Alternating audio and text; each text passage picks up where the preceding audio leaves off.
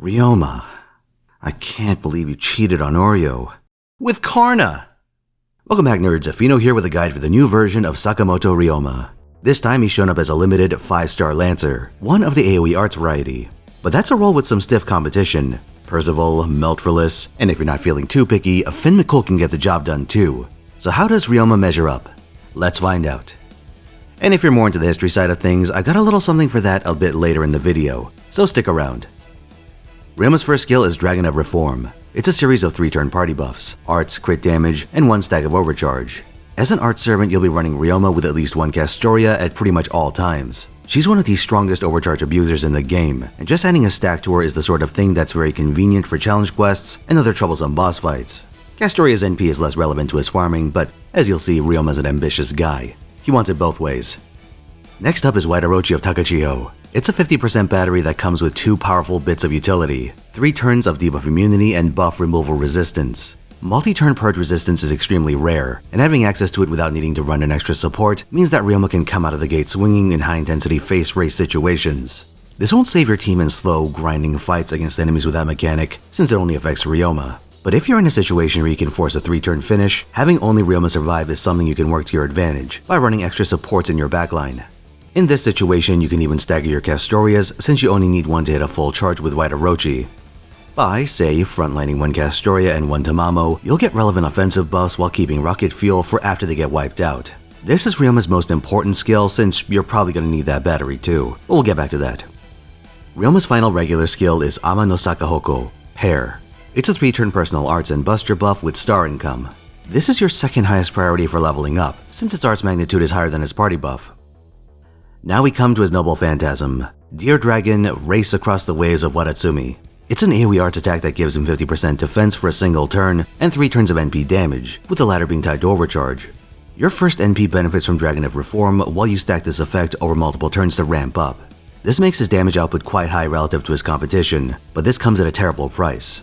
His NP has a hit count of 3, which isn't abnormal in his niche, but Ryouuma is also saddled with the lowest NP gain within that category. In theory, 50% battery farmers have the advantage that they have a margin for error. If they want to shoot their shot at berserkers or try for regular enemy arrangements, they can make it work without immediately resorting to the Plug Suit Operon combo. Ryouma's 50% battery isn't a bonus, he's bounced around it. Because of this, he has a much smaller margin for error than you'd expect at first glance. Trying to loop with this guy is like going through the 5 stages of grief. Black Rail? Too hard. I tried Kidor and Jet, I tried the goddamn magical girl of Sapphire, and then I realized something. Ryouma is a quick looper wearing the skin of an art servant, because you're going to see numbers a lot closer to 50% than 100%.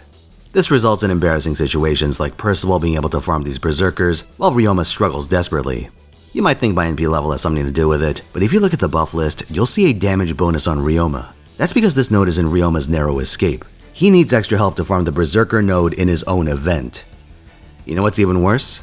Percival does this at 10-1-1 skills. He has only 1 skill that affects his farming.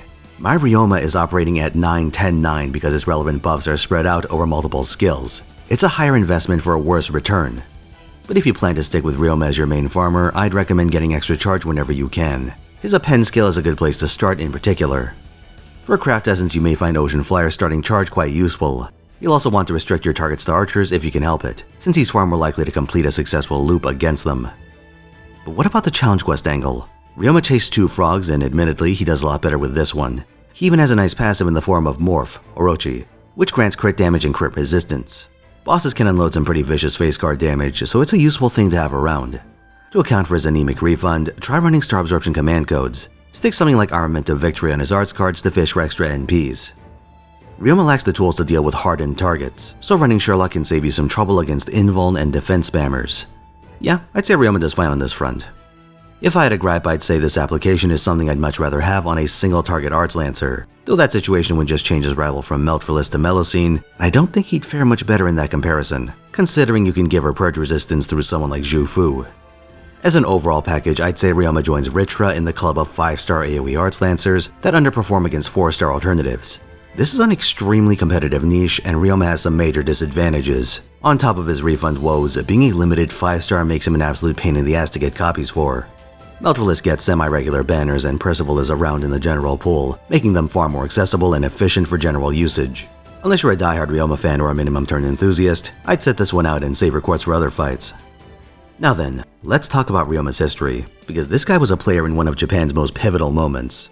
Fair warning that A, I'm not a real historian, just a nerd, so take everything I say with a lot of salt, and B, I'll be sticking entirely with Ryouma for this video, or your son's gonna have to sit this one out. Maybe next time. Sakamoto Ryouma was born into a family of low-ranking samurai. In fact, they were brewers who bought this rank to raise their social standing. Things weren't perfect though, and the old money thumbed their noses at him. Low-rank samurai had a number of arbitrary restrictions to remind them of their place, like not being able to use umbrellas in the rain. The high samurai could. What's up with that? While perhaps a small slight in the grand scheme of things, a childhood overflowing with such reminders filled Ryouma with a contempt for castes and the feudal system that propped them up. Taking up swordsmanship as an outlet for his frustrations and perhaps as a way to fend off bullies, Ryouma quickly revealed a talent for the blade. His skills developed to the point where he requested permission to attend more advanced schools in feudal Tokyo, known at the time as Edo, where he bore witness to an event that would send shockwaves throughout the country. You see, Japan had been in an extended period of isolation. The shogunate saw foreign influence as a corrupting and subversive element, and they were particularly wary of the Spanish and presumably Portuguese tactic of having missionaries come in and then create pretext for war and conquest. Soon after initiating this policy, they saw their fears realized during Amakusa Shiro's Shimabara Rebellion, one with a strongly Christian character.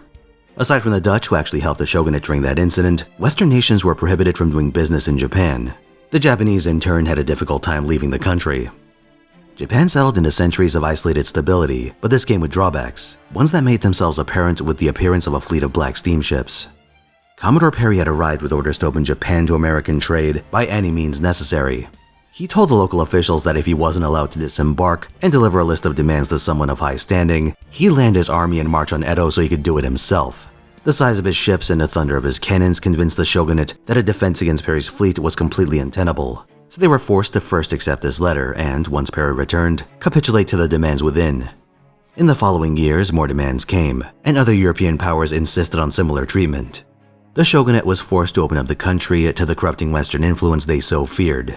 However, this made them incredibly unpopular, especially when the emperor, traditionally a figurehead within the shogunate system, vocally repudiated these humiliating deals, ordering them to, quote, expel the barbarians. When the shogunate failed to act on this command, the samurai went into a frenzy. Why the hell was this lame-ass shogun calling the shots instead of the emperor? Officials and foreigners alike were murdered by resentful samurai, and these actions would invite retaliation from the European powers, who would demand reparations that further humiliated the shogunate. After seeing the black ships and the trouble they brought, Ryouma returned to his home province where he became involved in an anti-Western party. However, he and its leader disagreed on the scope of their activities. The leader wanted to keep it local, Ryouma wanted to shake all of Japan. Ryouma left not just the party but his own province, going off the grid. This was a bold play because leaving your locality without the shogunate's explicit permission, which he had done for his studies, is something that can get you killed. Now he was a renegade on the run, and Ryouma, he had a lot of anger. He wanted to stick it to the useless, rotting shogunate and settled on assassinating a man by the name of Katsu Kaishu. He was a big shot in the shogunate, and the guy was in the midst of trying to get Japan on par with the Western powers by adopting their techniques and their technologies. Ryouma got Kaishu alone in a room and told him, "I'm gonna kill your ass. Any last words?" To which Kaishu said, "Yeah, let me tell you why I'm doing what I'm doing." And he laid the big picture out to Ryouma. Japan was a technological backwater, and if it picked a fight with the Western powers right away, it would get steamrolled and picked apart for territory. And this wasn't some wild claim because the same thing was happening and would continue happening to China right across the sea. So the only solution was for Japan to bite its tongue for the moment and get on their level. This threw cold water on Ryouma's bloodlust, and amazingly enough, he agreed to not just leave Kaishu alone, but join him in this project of modernization. Ryouma even adopted some Western trappings himself, wearing a conspicuous pair of leather boots and keeping a revolver to supplement his trusty swords. But this partnership wouldn't last. The shogunate was getting mighty spooked by all the rabble-rousing and began acting with increasing violence against his political critics. Prudently, Ryouma bailed before anyone could put a knife in his back. He went to the southwest, where the shogunate's control was relatively weak and dissent was plentiful. There he established a shipping company and got on the radar of the local lords. There was a lot of infighting at the time, and the two major powers in the area, Satsuma and Choshu, were at odds about what they wanted to do about the shogunate. Ryouma got their leaders together and hammered out a defense pact where they not only agreed to protect each other from interlopers, but also to trade arms. Satsuma had connections to the British Empire, and they could funnel guns into the arms of the more militant Choshu soldiers. Choshu, in turn, helped feed their combined armies. When the shogunate finally acted against Choshu to clip its wings, this strength would allow this alliance to deal them a crushing defeat. They routed a demoralized and obsolete force around 25 times their size. This was a fatal wound to the shogunate's legitimacy. In hopes of preventing further bloodshed, Ryouma used his political connections to deliver a proposal to the shogun, one that called for his resignation. Power would return to the emperor, but not solely. Ryouma saw the need for a legislature to practically administer the country. Beyond that, Ryouma held a number of Western ideas. He wanted to abolish the feudal system and its castes, establishing a more democratic system. On top of this, modernization and industrialization were extremely high priorities, since the whole catalyst for the anti-shogunate movement was the Bakufu's inability to fend off foreign encroachment. Many of these ideas would influence the form of Japan following the Meiji Restoration, and, amazingly enough, the shogun eventually agreed to relinquish power. Yet a bloodless victory would elude Ryouma. Imperial hardliners were fishing for an opportunity to put their rivals in the ground, and the establishment held hopes of keeping aspects of the shogunate intact, perhaps with hopes of restoring the status quo with a new shogun. These provocations would escalate into open conflict, sparking the climactic Boshin War and the final death of the Tokugawa shogunate. Before any of that played out, Ryouma was enjoying a well-deserved rest at a Kyoto inn when he heard a thunderous commotion. That was the sound of his door guard being cut down. Within seconds, a mass of armed men were charging up the stairs to kill this man, one who had been the glue that held the revolution together. While Ryouma and a close companion fought for their lives, more assassins would pour into the room, stabbing and cutting until Sakamoto Ryouma was no more. It's not 100% clear who did the deed, but the Shinsengumi were widely suspected, and one of their leaders would be pinned for the crime and consequently pay with his life. But regardless of who did it, the great reformer was dead at the age of 31, squandering a potential lifetime of work. The project of a modern Japan would have to carry on without him. Thanks for watching. Like if you enjoyed this video, subscribe for more, and come watch me at twitch.tv/Finotaisen where I stream every weekend, 3 p.m. Pacific Time, Friday through Sunday. This week's lineup includes Nier Automata, Fate Grand Order, and one final day of Gundam Evolution before the servers shut down, so stop on by for a good time. I'll see you there.